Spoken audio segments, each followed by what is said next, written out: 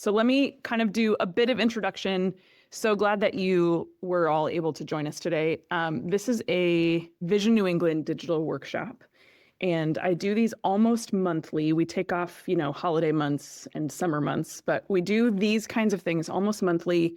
And the purpose is really to invite anyone across New England, not just church leaders, but really anyone who's wanting to lean into growing skills in making disciples and living a missionary kind of lifestyle. And so each one of these is a different topic. So if you find these helpful, would love for you to invite others into future digital workshops if you find these helpful. So I'm Gina Mueller, and I'm the disciple making catalyst for Vision New England. So I do quite a bit of training all around New England, really helping churches think about how to create a culture that makes disciples that make disciples, and really thinking towards not just strategies for disciple making, though that's great, but really helpful, simple, reproducible tools that help everyday people really know how to make healthy disciples that multiply. So that's what I do. For today, we're going to spend the next, we'll see, 90 minutes-ish, talking about how to live on mission or live a missionary lifestyle as an introvert.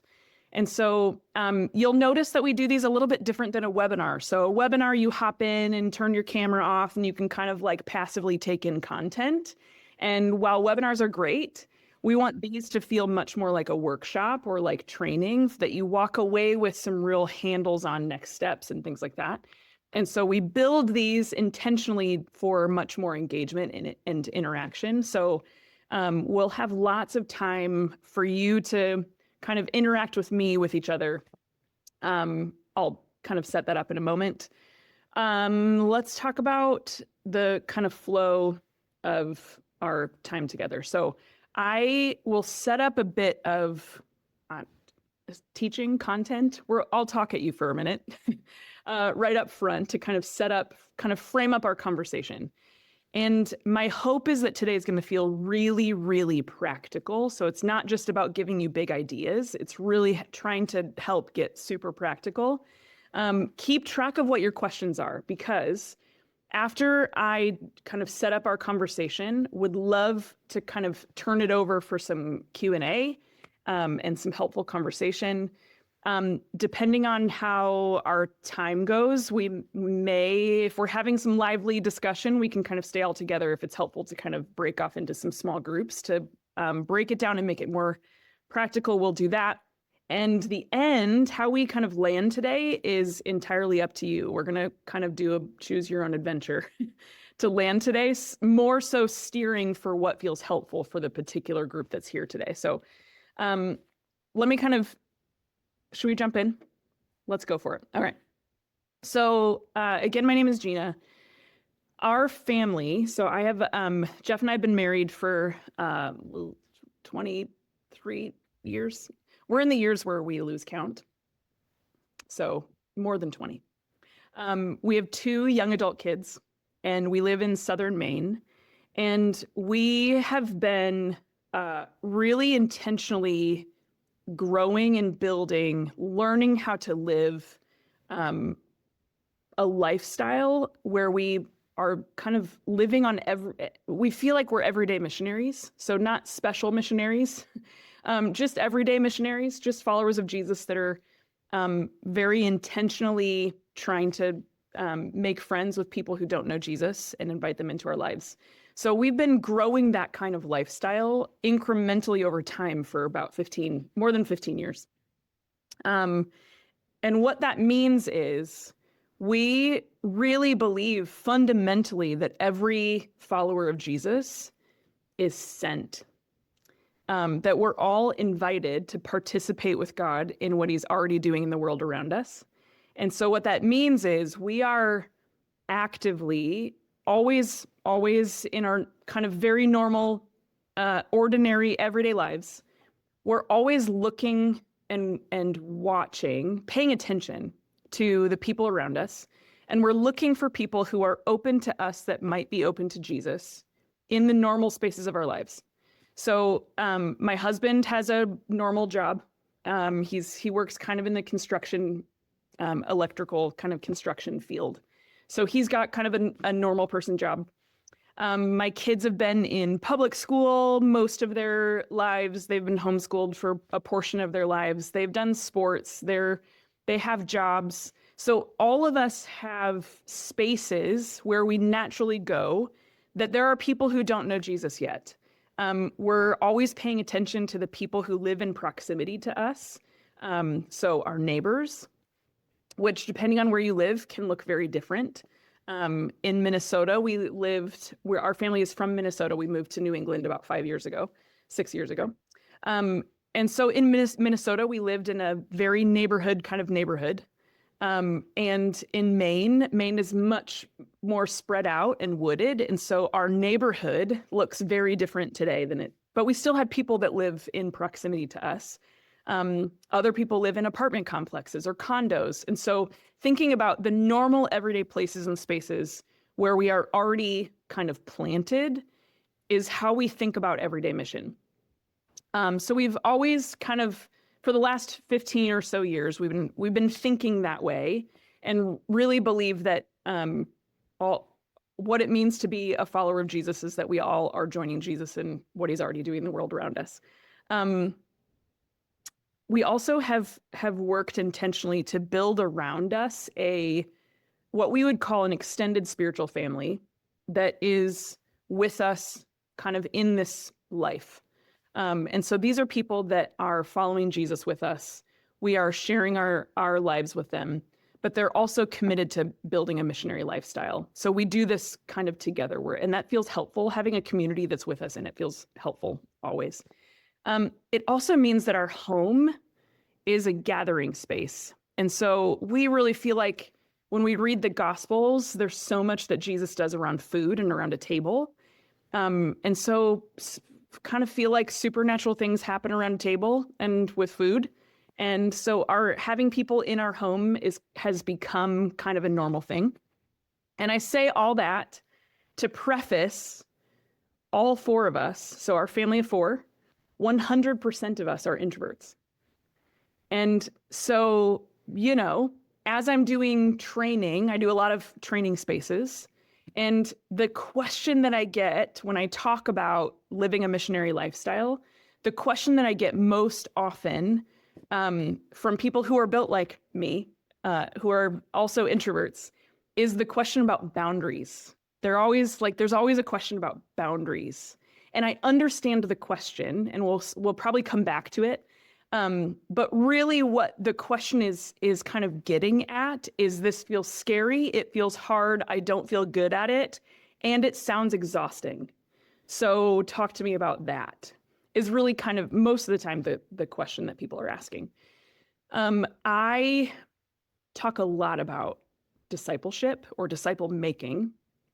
And the way that I talk about discipleship is this idea of what I can't unsee in the Gospels is that when I look at the kind of disciples that Jesus made, what his invitation into a discipling relationship sounded like. When I read all of that, what I can't unsee anymore is that the kind of everyday people that Jesus pulled close, pulled into relationship, invested in, gave his life to for 3 years, they became missional leaders. And in other words, it appears as if when Jesus made disciples, what it means to be a disciple also is to be a missionary, that those two words are synonymous, it seems, in the Gospels. We've sort of parsed them out to have two different meanings or definitions, but when I really look at the way that Jesus discipled, it appears as if, he was developing them into leaders that had his character, but also could do the things that he could do. And part of that was reaching those who didn't know him yet. And so when I read the Gospels, that's my fundamental understanding of a piece of our identity as followers of Jesus. And so here's my observation. Learning how to disciple relationally, or really pressing into like spiritual disciplines or growing deeper in pursuing God. I feel like my observation is across the church, there's a hunger for that, and I feel like that part is growing. The competency piece of taking risky steps of faith, in really attempting to find other people who don't know Jesus yet and build friendships, authentic relationships, real friendships, engaging in their spiritual journey, sort of the thing that I'm calling a missionary lifestyle, with others in community. That's where I observe things getting stuck. And there's sort of like a clog in the pipe. So when I talk about disciple making, my observation is the whole relational part, learning how to disciple in relationships, pursuing God with passion, all of that, I see that growing. The mission piece for everyday people, it feels like that's where things are getting stuck. And so I want to unpack that, and I want to talk about some of the places where it gets stuck, and some of the reasons why I think we sort of opt out. So I've kind of painted a picture theologically, I believe that being everyday missionaries is a part of our identity. It's who we are. And I believe that that's God's invitation to every single one of us, to all of us. Now, being an introvert and living in a house of introverts, there is a question for us on how to make that sustainable. So what's a healthy way to engage that? What's the way that we lean into that without wearing out, burning out, without it kind of exhausting us, right? And as I said this earlier, but I'm also aware that on calls like this, of course, the introverts are like, oh, that sounds like something I would like to hear somebody talk about.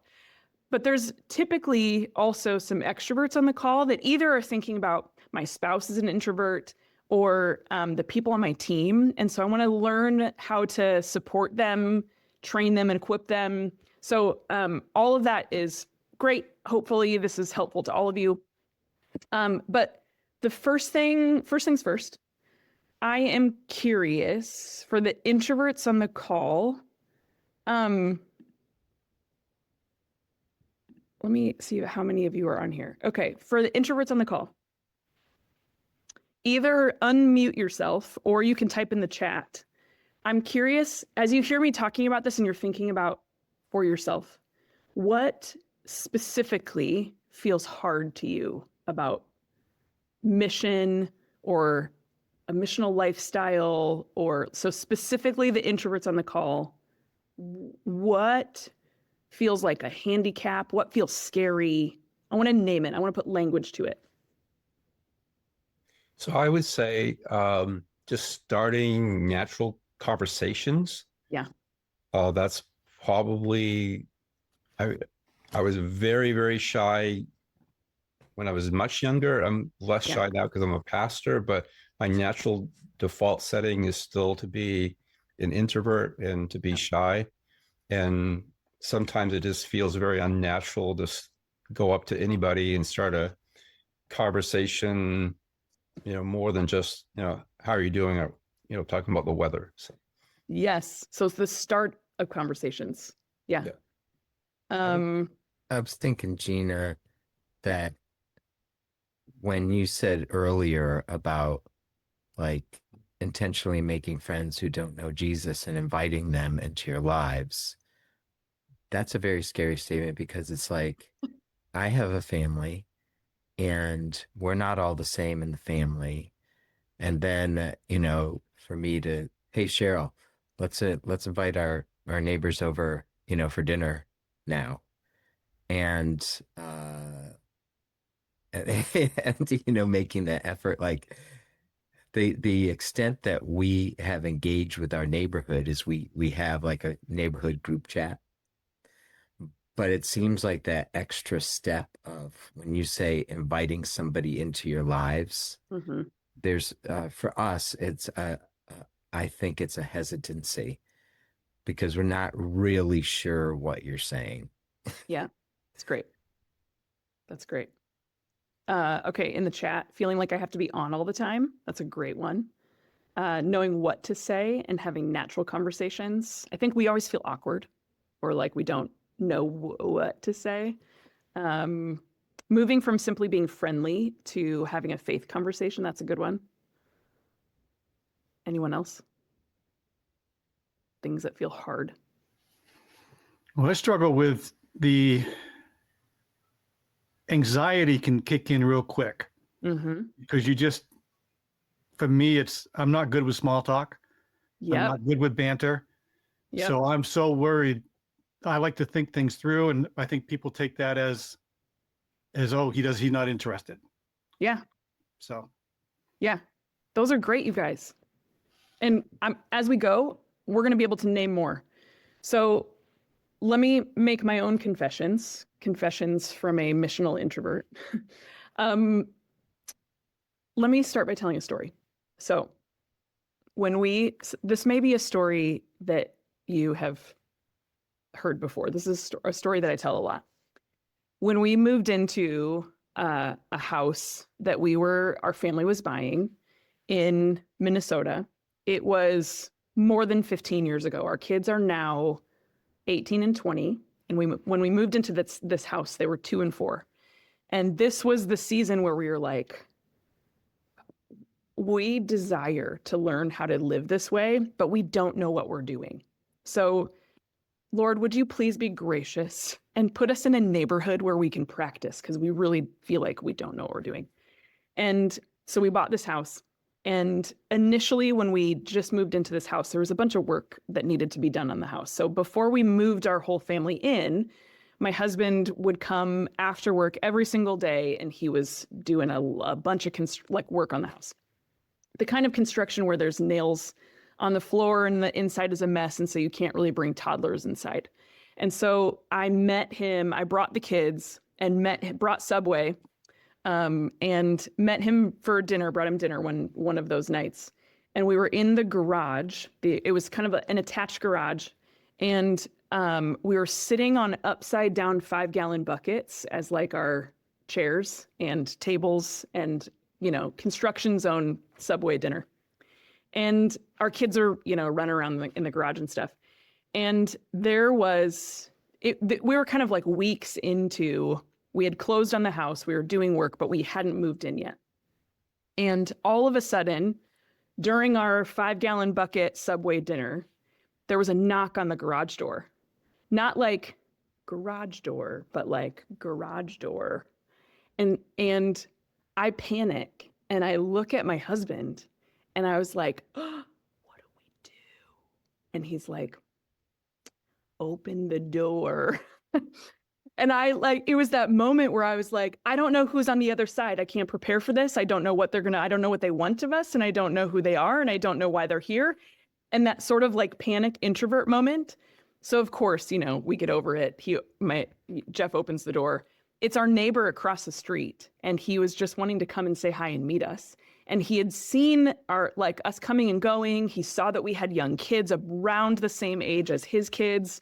And so they were so kind, and they got us, some kids' toys and brought us, welcome gifts for our children. And it was like this beautiful moment of meeting our neighbors across the street. Notice how they were the ones who came to meet us. We were not the first ones to go meet them. And it was like this was like the classic moment of my desire was to learn how to live on mission, but I felt wholly inadequate. And just not good at it. And so one of the things that is true that Mark mentioned, and a couple of others of you kind of alluded to, is introverts are not good at small talk. So the start of conversations feels difficult and hard for us. I'm not good at thinking of the questions in a starter conversation, especially with people that I don't know well. I'm not great at on the spot thinking of those questions to ask that will get people talking. That's not a great skill that I'm just good at. Oftentimes, I'll walk away from a conversation. I want to talk to them, but I want to introverts often want deeper conversations. Surface level conversations are like, ugh, it's like pulling teeth. So I'll often walk away from a conversation like, dang it, I could have asked them this, but I didn't think of it in the moment. So I'm not great at small talk. Walking into a room with lots of people that I don't know is the worst. It's so hard for me. It's less about the number of people in the space, and it's more about how well I know them. And so strangers are exhausting. It's taxing, right? It sucks the energy.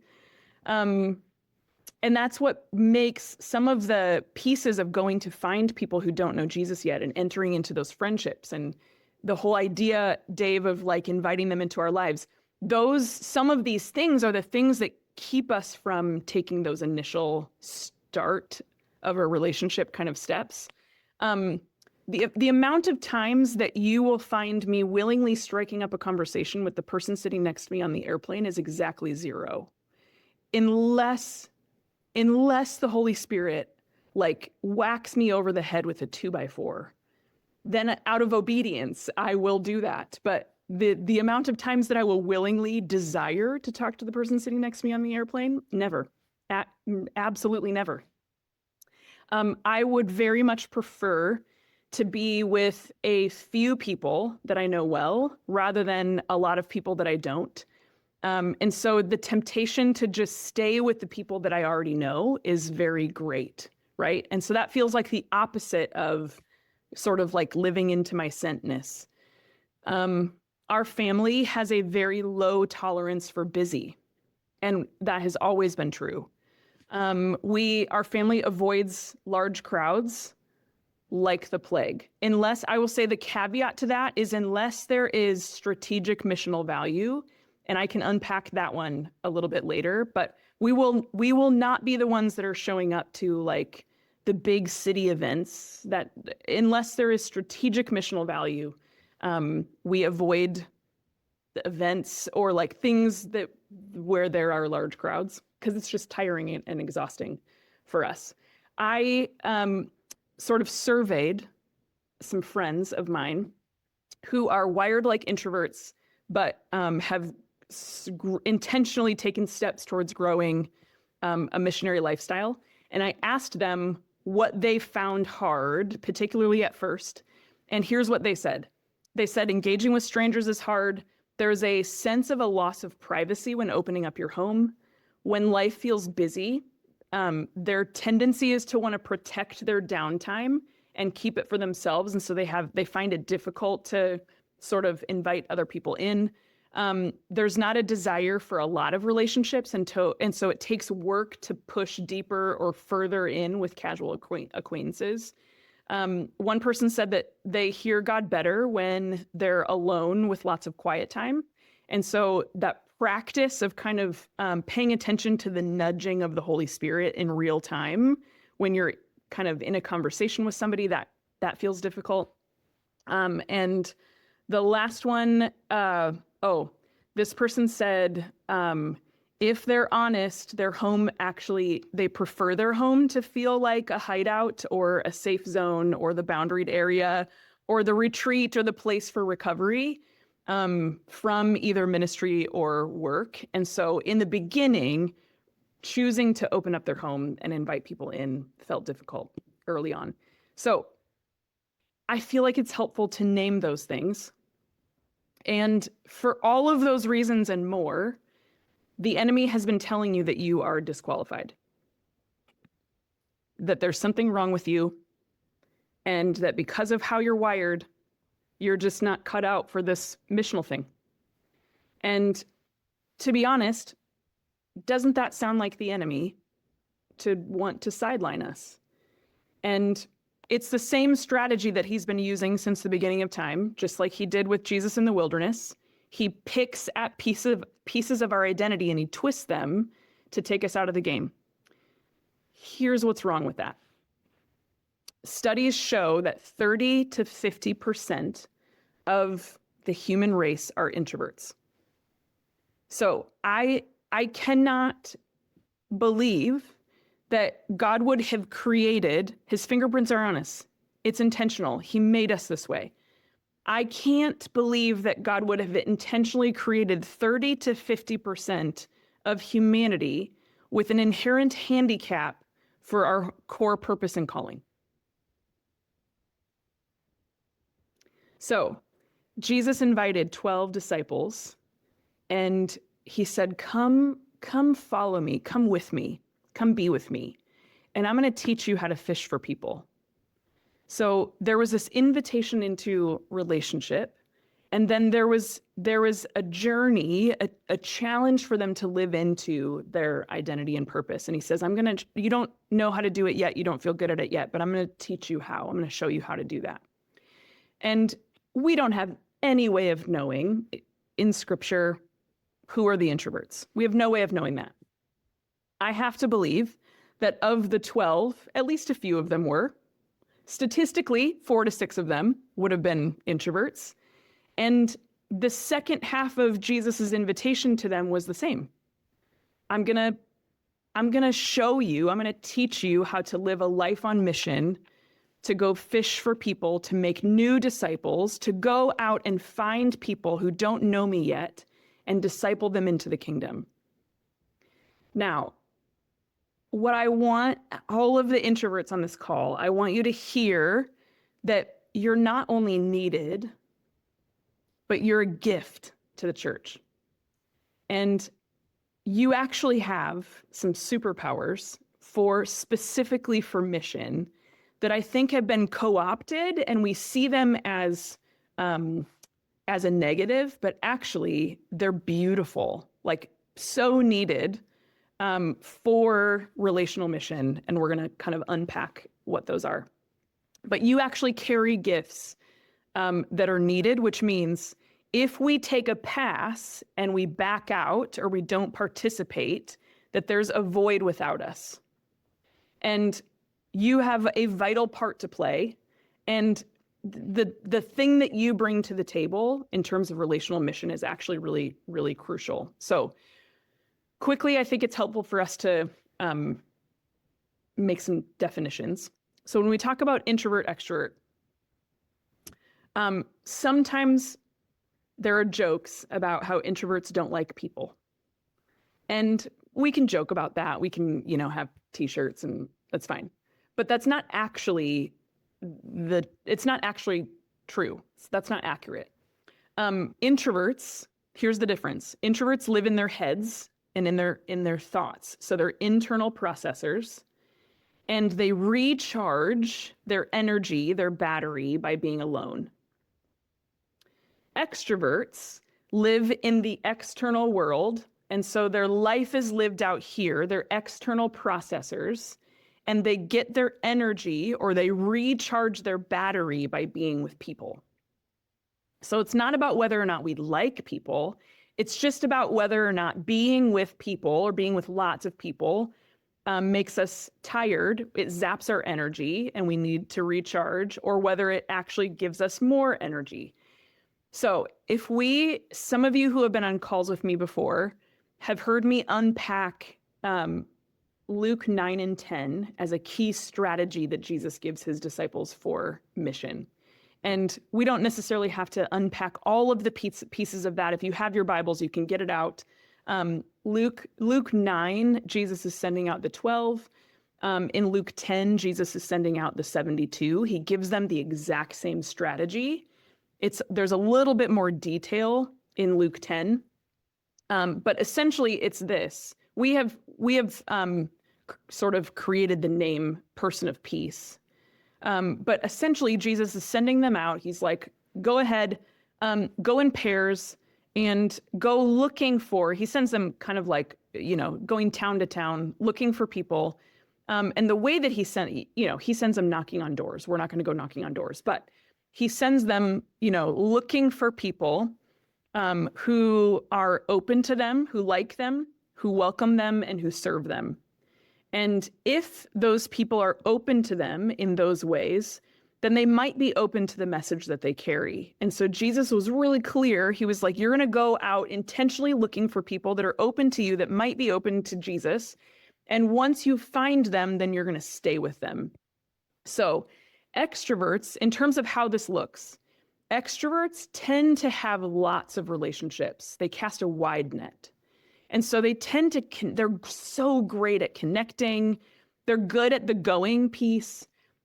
They're great at talking naturally with people. And so what happens is they tend to naturally collect lots of friendships and relationships.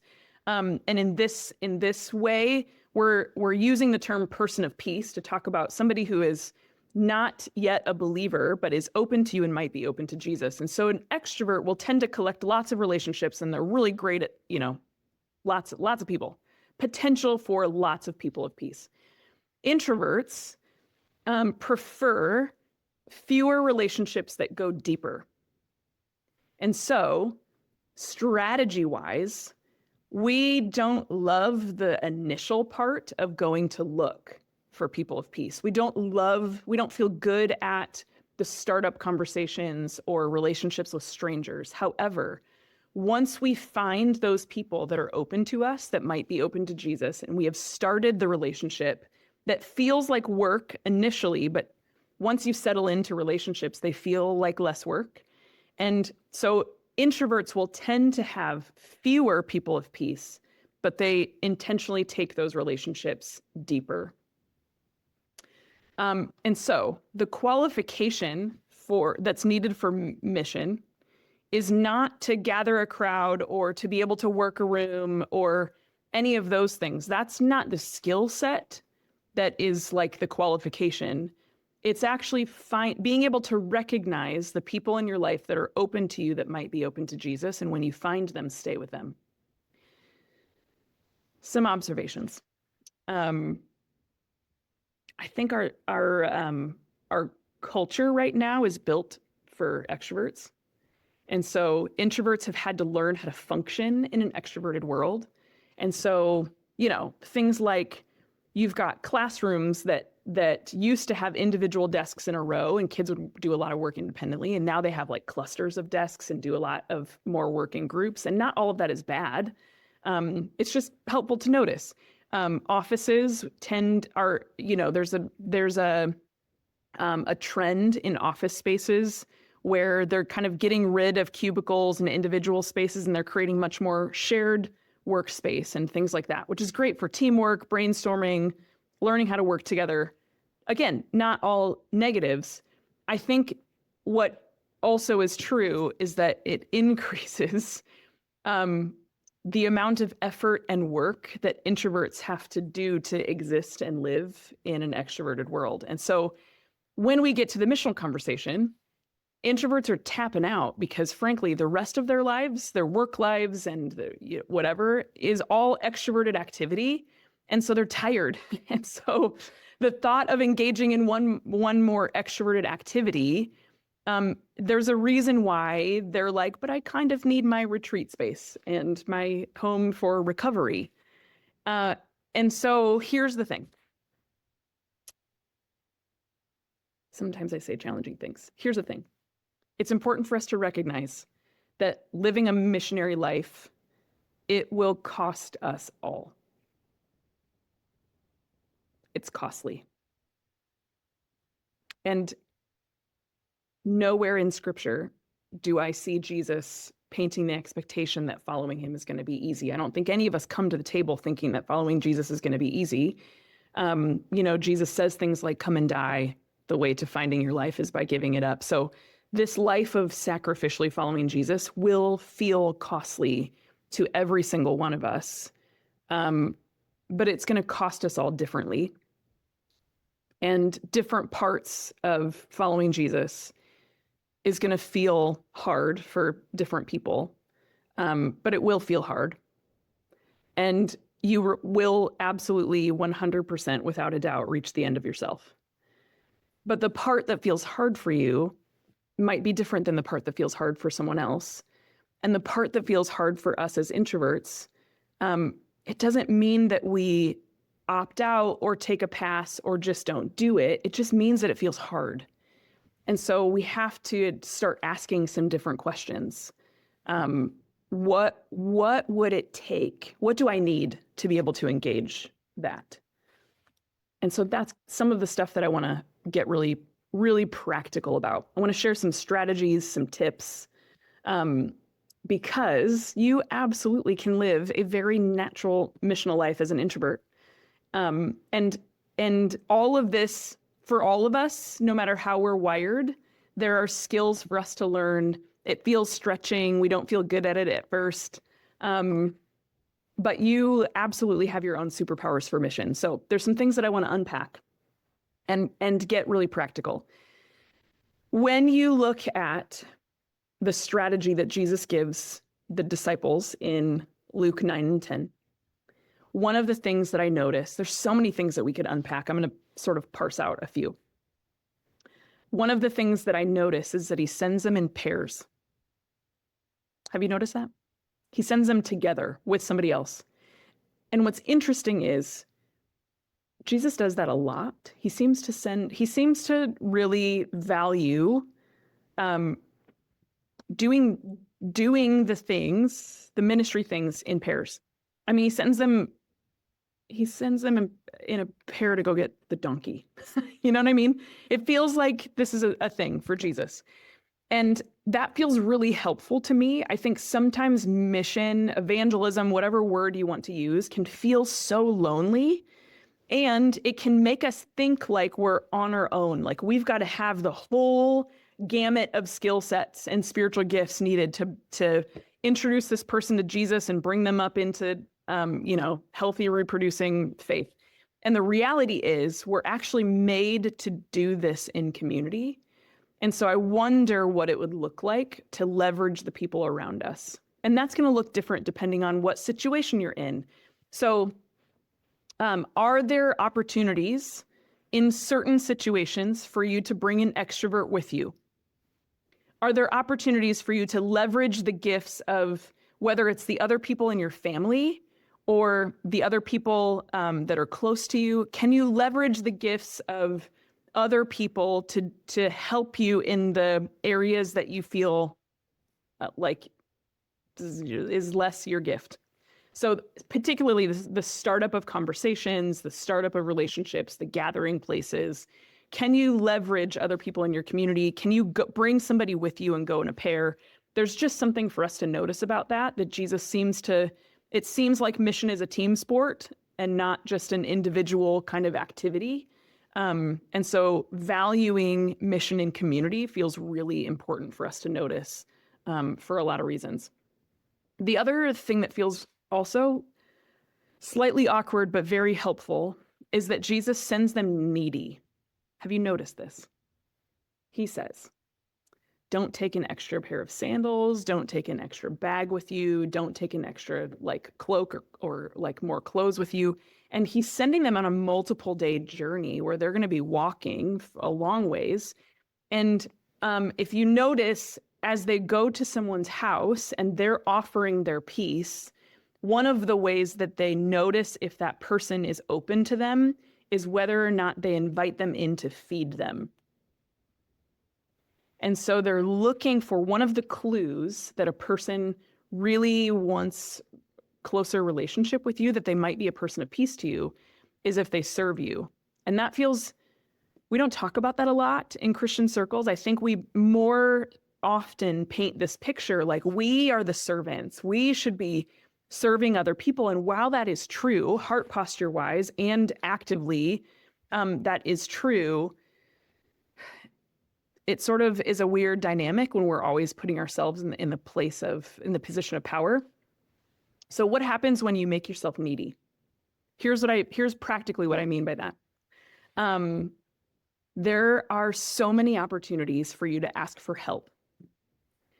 Living in Maine, one of the things that I have noticed, everyone obviously always talks about the culture in New England is so hard and people don't do relations. They certainly don't invite you into their house. And there's all of the people, the cultural barriers in New England to why people say that mission doesn't work.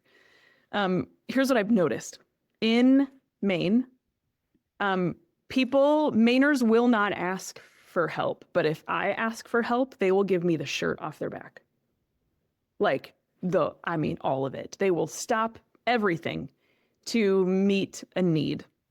And so what is it that we can ask for help? How can we invite somebody else closer to us by asking for something that we need? So silly examples. I have a neighbor 2 houses down that is a professional chef, and I asked him to help me learn how to make sourdough because it felt really intimidating to me. And I did all the research and whatever, but there was something about learning how to do sourdough felt so intimidating to me. And so he is my sourdough neighbor now. I call it missional sourdough. That's maybe awkward, but he's my neighbor that I asked for his help to help me learn how to do this, and he did, and it was so fun. And that was the start to a great relationship with that group, like that house of neighbors. When we lived in Minnesota, we chose to not buy a leaf blower.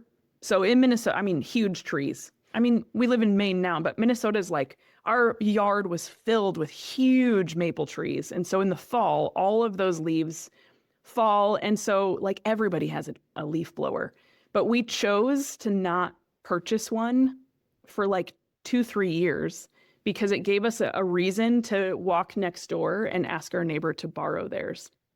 And he loved letting us borrow his leaf blower and showing us how to use it and, you know, all the things. Those are such silly examples, but there's just so much opportunity for us to ask for help. I have friends who live in New York City, and so they live in a really tiny little apartment, close quarters, little postage stamp of an apartment.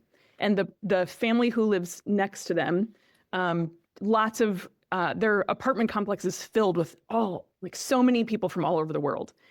And their neighbors next door, one of the things that they asked them was to teach them how to make like their favorite cultural dish from home. And so they were, show me how to make food that, is your family recipes. Show me how to make those. So all that to say, being needy, asking for help is such a great strategy for introverts to take a step towards relationship. It feels like there's sort of 2 phases to the strategy that Jesus gives the disciples for mission. One of them is to go find people of peace. So there's something about going to actively look for people who are open to you, that might be open to Jesus. And, the sort of pithy thing that I say oftentimes, for those of us introverts that feel like this part is hard, is you're probably not going to have somebody show up at your door. Like you're not going to find a person of peace from your living room. You actually have to leave your house. You have to have some way of looking for and meeting people. But there's the phase 1 is actively looking, finding people of peace. Phase 2 is once you find them, stay with them. And so if those are 2 phases to unpack, phase 1 is the by far the one that feels hardest for introverts, right? And so we talk about, okay, if you need to go out looking for people who don't know Jesus yet, that are open to you, that they might be open to Jesus, but they're not projects. We're just making friends, authentic friendships. You kind of have 2 choices. You can show up to where they already are, go to where they already are, or find some way to bring them to you. So that's a missional decision based on, your own context, what's happening. But the whole going to find people with peace, that phase of mission requires a lot of energy for an introvert. And it requires a lot of us kind of emotionally. But here's what I will say. Busyness is the barrier, one of the greatest barriers to mission for the introvert. Busyness. So filling up our lives, filling up our schedule with lots of things is going to be the first reason why an introvert taps out. and says, I don't have space in my life. I don't have capacity to find new relationships, to build friendships with people who don't know Jesus yet. And there's a question for all of us in following Jesus of how much are we really willing to reorient our lives around the way of Jesus? And so if we believe that that we're all invited into this adventure with Jesus to join him in what he's doing around us, what do we need to say no to in order to create margin and space in our lives that we actually can pause and listen and hear the Holy Spirit, that we have emotional space and margin for new relationships? So the question for us becomes not like, here's the reasons why I don't feel good at this. Like, those things are still true, but there becomes a question of actually, rather than starting with, here's why I can't do this, the question then becomes, what do I need so that I can do this? What are the things that I need to put in place around my life so that I am able to courageously say yes to Jesus in this area? So here are some things that over the years, this is going to look so different in different stages of life. But here are some things that we have done throughout family life and kind of onward to actually create space for new relationships.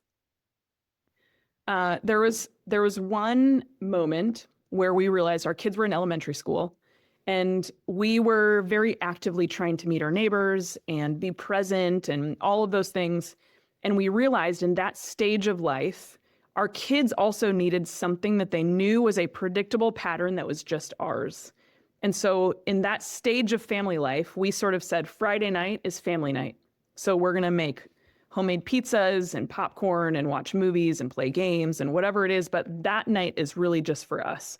And that's not saying that all of the other nights that we had people in our house, because we didn't. But we had to carve out something that was a predictable rhythm for our kids, that they knew this night, you are the most important thing. And we want to invest in these relationships first. So that was something that we did when our kids were young. Sports, I have noticed, is sort of like the American Idol for families. And again, I think it's just helpful to name some of those things. Every family is going to make a different choice. What we observed to be true is that if we were going to prioritize sports, then that had to be our missional space.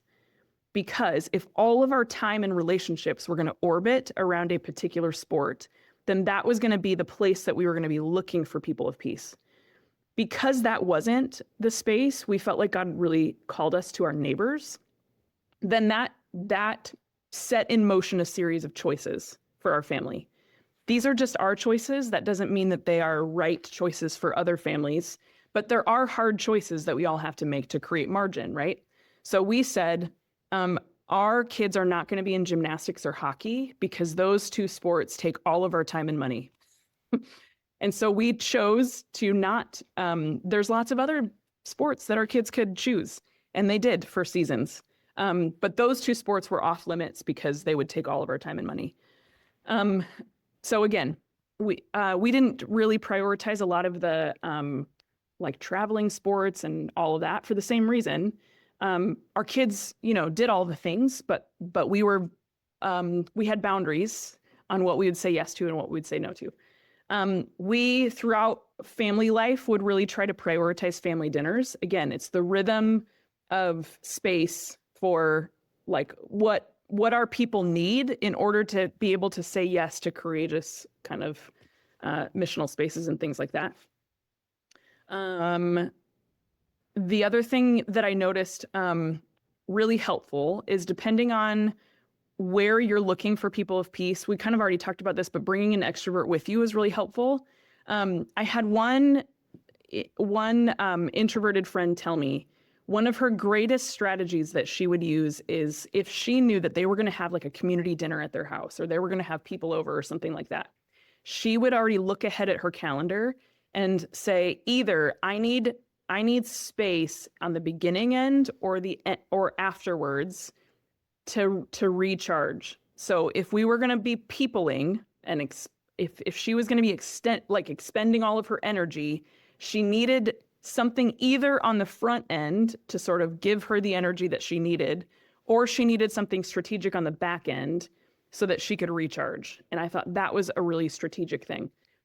Honestly, there's some introverts, this sounds weird, but I'm just going to name it, who will disappear for 5 minutes in the middle of a community thing because they need a minute for quiet.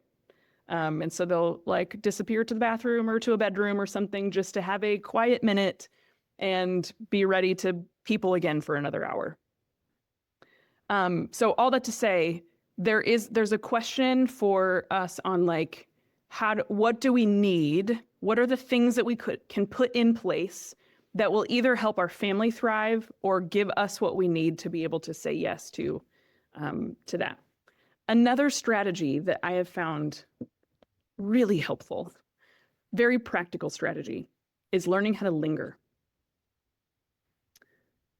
So you may not be able to impersonate an extrovert in your conversations and know all the questions to ask, and you may not feel good at the startup relationships and that kind of thing.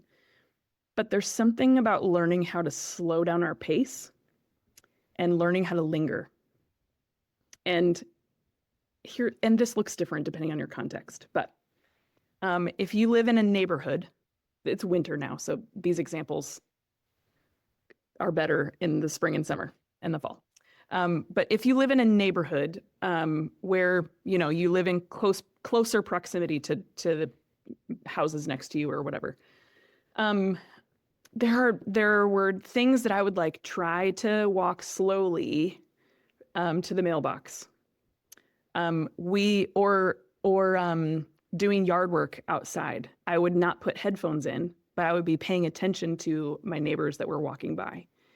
We chose to put Adirondack chairs in the front of our house. Again, this doesn't work where we live in Maine, where it's just woods all around us. But in our previous house, we put Adirondack chairs in the front of our house so that after work, in the nice weather months, we could linger outside and be available to neighbors that were walking by. This also works, though, at other places like the library or other third spaces where you're just, you're slowing down your pace enough and paying attention to the promptings of the Holy Spirit. So learning to linger feels like a helpful skill. So phase 1 is going to find people of peace. Phase 2 is once you find them, stay with them. And that's the going deeper in relationships. And that's really where introverts tend to thrive. But all this to say, this whole conversation, I often get asked about boundaries, but I would flip the conversation and say it's less about boundaries and it's more about sustainability. So what are the things that you can put in place that actually make this life sustainable? So a couple kind of last sort of suggestions or details, and then we can have some conversation around this. For those one of the things that we found really helpful is carving out, if you've been around me a while, you've heard me say this before. So carving out predictable patterns or regular rhythms in our schedules feels so helpful. So we would carve out, for a long time, we did a thing called Open Table. So many of you have heard me talk about this before.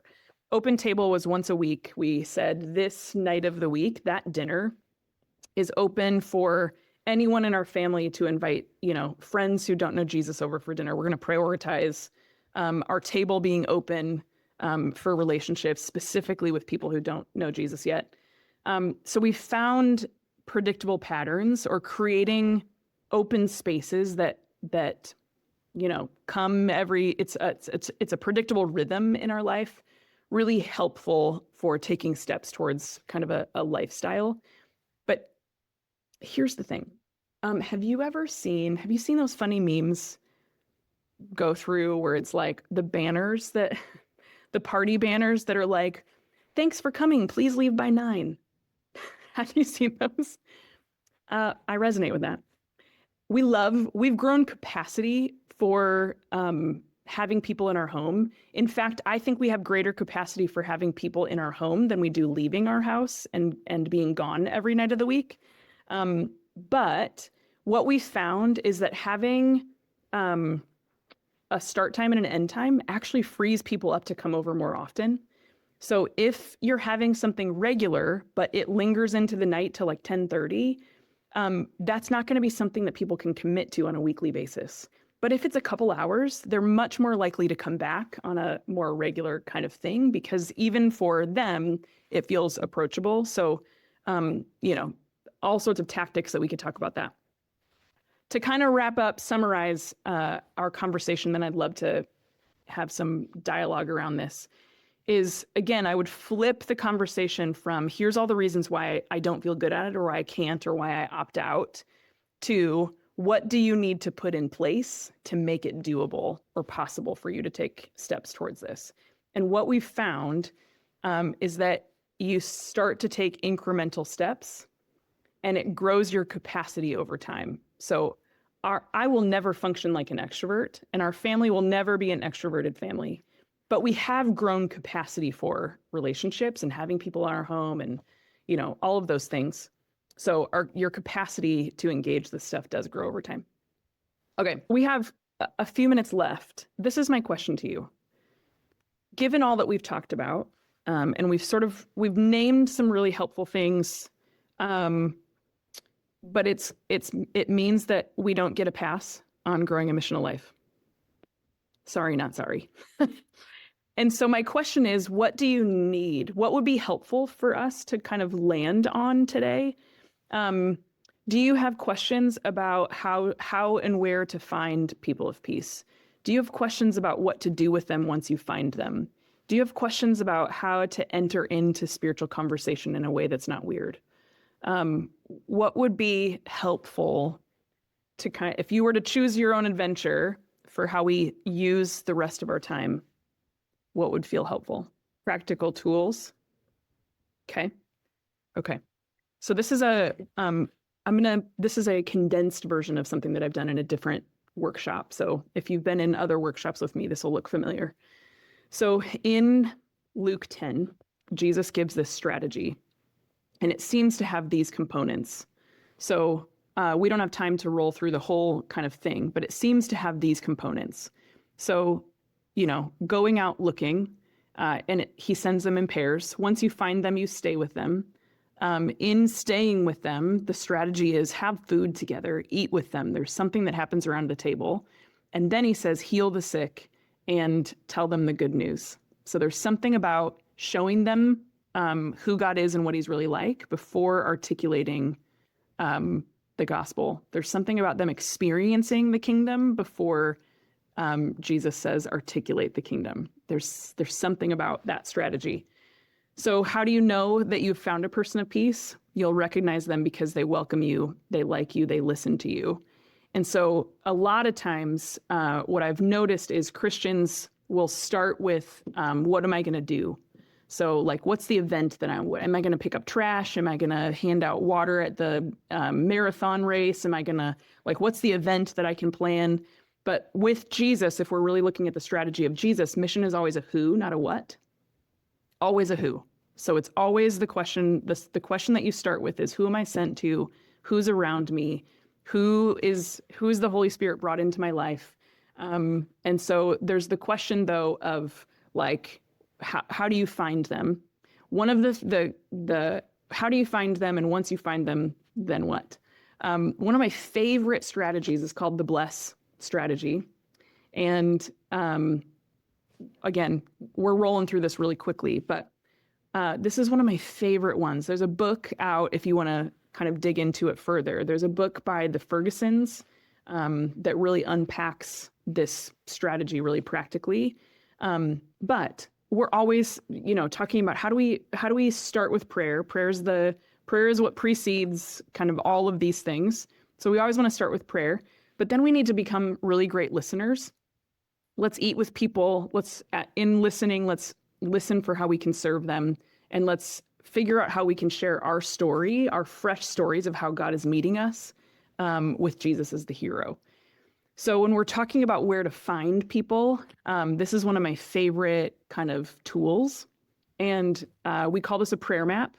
And so the first thing that we have people do, I'm doing this really quickly, but you can kind of do this on your own, is we have people start with naming the places that already exist in their life where there are people who don't know Jesus yet. So this is your real life, not your pretend life. But where are the places that you already go? So you might, depending on where you live, what stage of life you're in, these are going to be different for you. So it could be the grocery store, the gas station. If you work in a secular job, obviously that's a place that you go every single day. All of us are going to have some kind of neighborhood or people that live in proximity to us. So neighborhood looks different, but the idea of neighborhood. So what are the third spaces? Is there a coffee shop that you go to or a pub that you go to regularly or something? So where are the places that you already go where there are people who don't know Jesus yet? Then I would say step 2 is thinking about those places and naming the people. So in each of those places, let's name the people that are in those spaces. Sometimes we haven't paid attention long enough to know their names. And so sometimes there might be faces that come to mind. Other times we're like, oh, actually, I don't think there's anybody there that I would say doesn't know Jesus that is open to me. So I don't know that that place is really fruitful in terms of mission. Other times we're like, oh, wow, like there's a lot of people that seem to be leaning into relationship with me. All of this is just to say, what does this reveal? Sometimes what it reveals is, for us as Christians, sometimes it reveals we have built our lives around church people. And so sometimes there's a realization for us that we need to actually intentionally put ourselves in places where there are people who don't know Jesus. So sometimes that's the realization. Other times it's like, oh, wow, I wasn't paying attention to notice that there's people in the places that I already go that are leaning into relationship with me. So this is the first place that we start to help kind of notice who's around. Then it's the question of like, what do we do next? And if I was to put language to that and turn them into practices, I would say, how can you regularly be present in these places and actively praying for both the places and the people? Part of listening is learning the skill set of asking curious questions. That's one of the greatest missional skills that we can learn, is asking curious questions. For those of us that are introverts, again, I'm just naming the awkward things. We don't feel good at conversation. So if you know that you might run into somebody in a particular place, think ahead on 3 curious questions that you would love to learn about their life. Like, go in prepared. Think ahead on some of those curious questions. It's just it's a way around what feels like a handicap or a weakness, but we don't get a pass. So if we can anticipate some of those, it's not a perfect solution, but learning to ask curious questions, then find ways to eat with people. So if you've got people in your life that are leaning into relationship with you and they don't know Jesus yet, prioritize those relationships, right?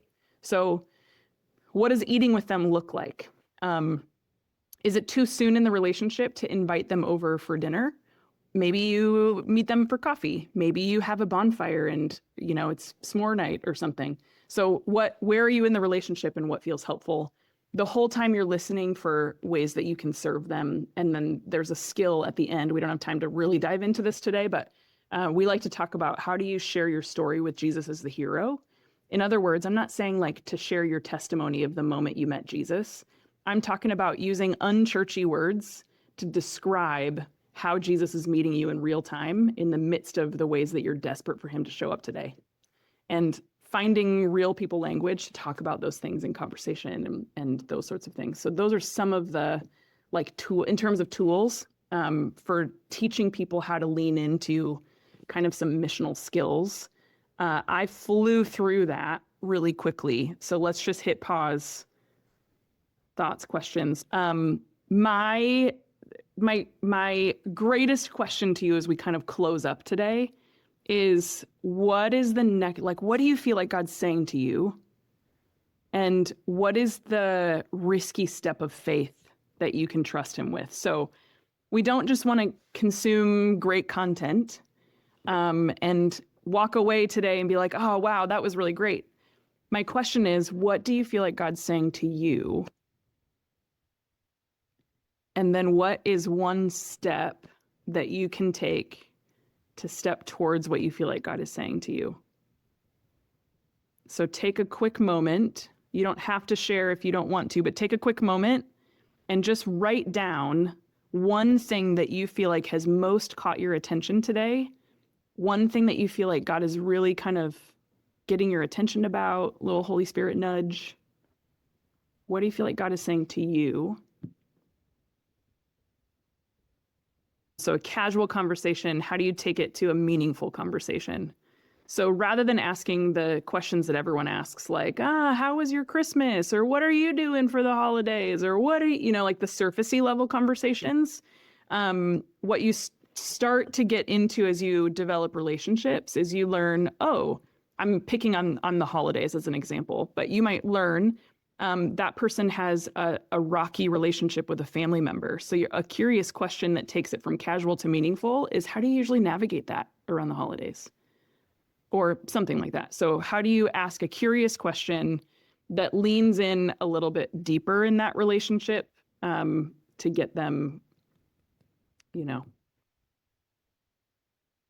sharing something real as the relationship is ready for it. You can't come out swinging the first time you meet somebody, but well, friends, it was so good to be with you today. I want to honor your time. So we have hit the 11:30 mark. So thanks for being with us. Once we get the recording kind of processed, we'll make sure to email it all out to you guys at the same email that you use to register. We do these almost monthly, so be on the lookout for some of the topics that are coming up. We're going to do topics coming up around how to hear God's voice and teach others how to hear God. We're going to do some around gospel parenting, and so how do you create a culture of discipleship in your home? We are exploring things like even like, how do you teach kids how to hear God's voice? So some of those things are kind of on the docket for coming up this spring. So be watching emails on those. If you are a church pastor or leader and you're interested in some of the tools that we shared, even the culture of this kind of lifestyle, we have a new cohort that's launching in April for churches that want to go through a 2-year process of creating a discipling culture in your church. And so if that sounds interesting to you and you'd like more information about that, please reach out to me. I'd love to tell you more.